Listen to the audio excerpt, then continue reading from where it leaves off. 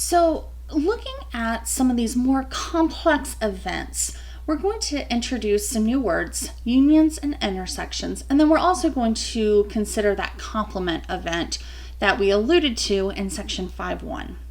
So, if you have an event E, then the complement of that event is the event that E will not occur. So for example, if you have 9,000 students enrolled at a college and there are 4,300 who favor expanding the athletics program, what's the probability that the student does not favor expanding the program? So here, the probability of not favoring is going to be 1 minus the probability that they do favor. And we can figure out the probability that they favor because we have the number of outcomes, 4,300, or the number of observations, and we have the total number of observations. Now here, depending on the calculator you're using, you might have to do this in 2 steps, but if you're using a graphing calculator or a scientific calculator, you should be able to just do 1 minus and then 4,300 divided by 9,000. Otherwise, do that fraction first and then do 1 minus that answer. But you should get 0.522. So that's our complement event, and it does need to be specifically the exact opposite event. So if you're thinking about, what's the probability of coming in first place, the probability of not coming in first place, that's not last place, it's just not first place. So keep that in mind. What is the exact opposite event? Now we're going to look at the intersection. So if E and F are events, then the intersection of those events is the new event that both occur. So we can look at this two-way table where we have 2 variables and we split up our sample.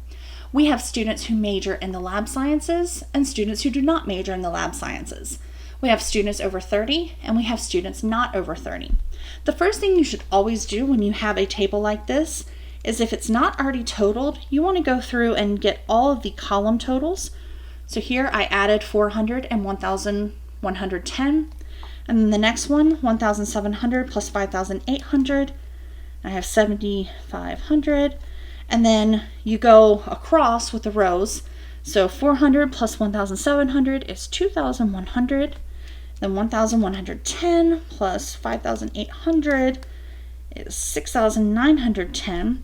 And then you can either add the column at the end with the totals or the totals on the bottom.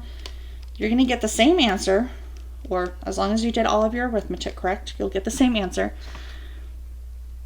And so I have a total of 9,010 for this table.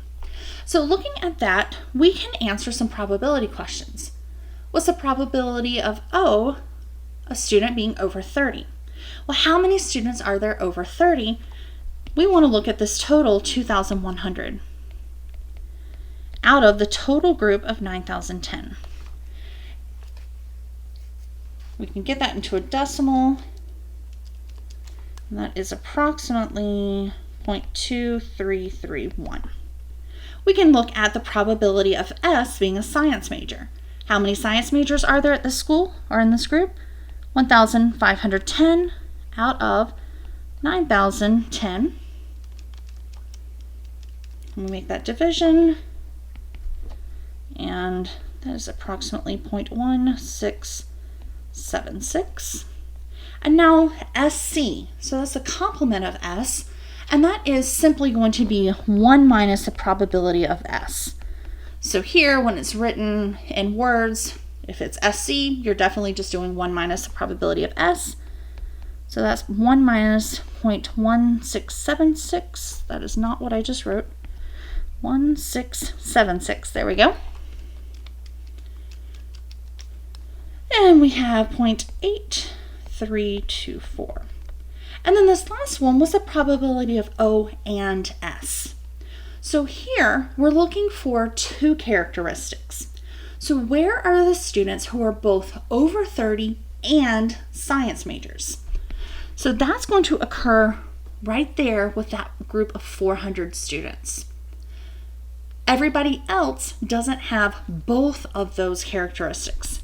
So the probability there are 400 out of the 9,010 students, and so that's going to be the probability for this case.